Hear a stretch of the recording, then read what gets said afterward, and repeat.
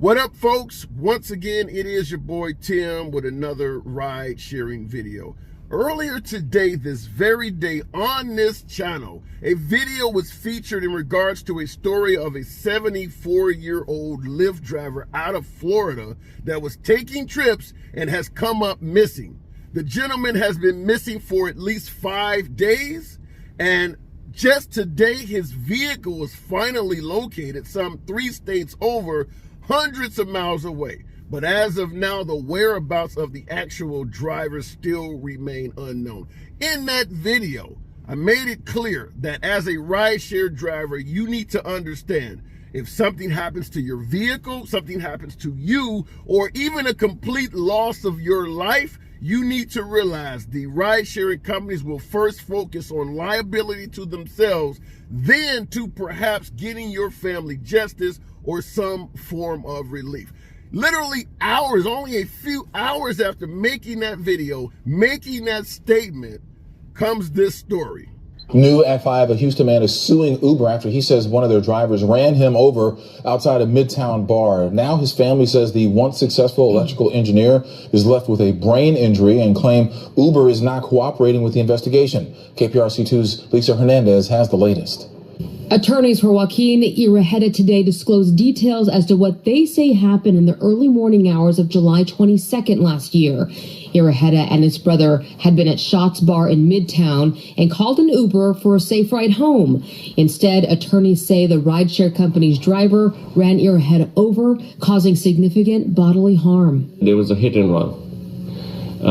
The Uber driver left the scene, drove over Joaquin, and caused him serious and permanent brain damage. And what we see today is not the man that Joaquin was before he got run over. Iraheta was accompanied by his parents at today's press conference, his mother saying the once successful electrical engineer with Reliant Energy may never be able to work again.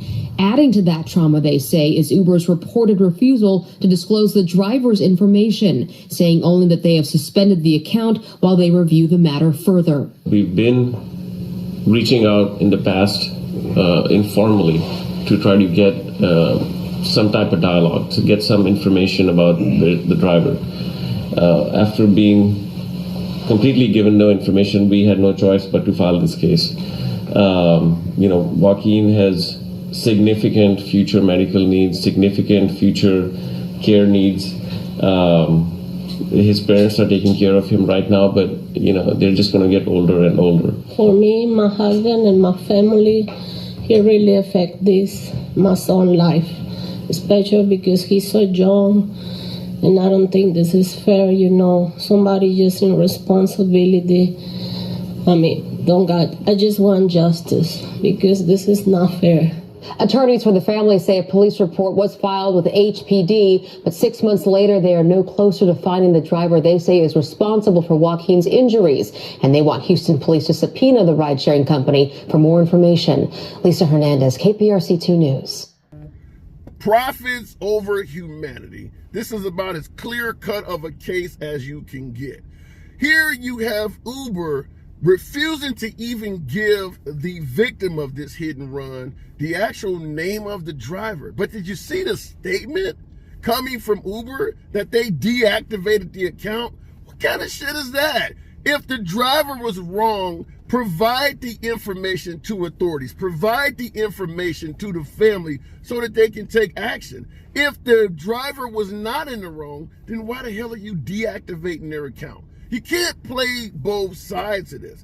Understand, as a rideshare driver, whether you're driving for Uber or Lyft, the first thing these companies focus on is protecting themselves from a standpoint of liability. Meaning that if something happens to your car, something happens to you, or even up to and including loss of life, the first thing the company is going to do is to defend themselves from a liability standpoint before helping your family get justice or any sort of relief. This is a perfect example of that. The only reason they're not coming up off of that guy's name, the name of that driver, maybe he has other prior moving violations, or maybe he's a felon or something that's on his record that they don't want to come out.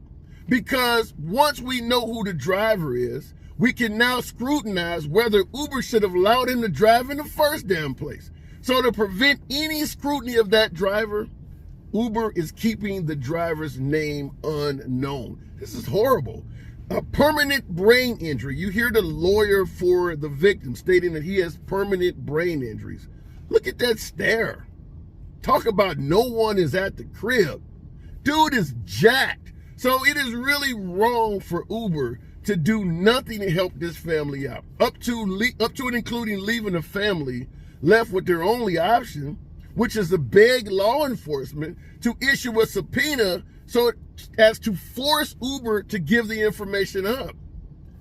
Hoping that Uber doesn't come back and say, well, the information has been lost, misplaced, or we only keep record for 3 months or something crazy like that. This is awful. This is a prime example of putting profits over humanity.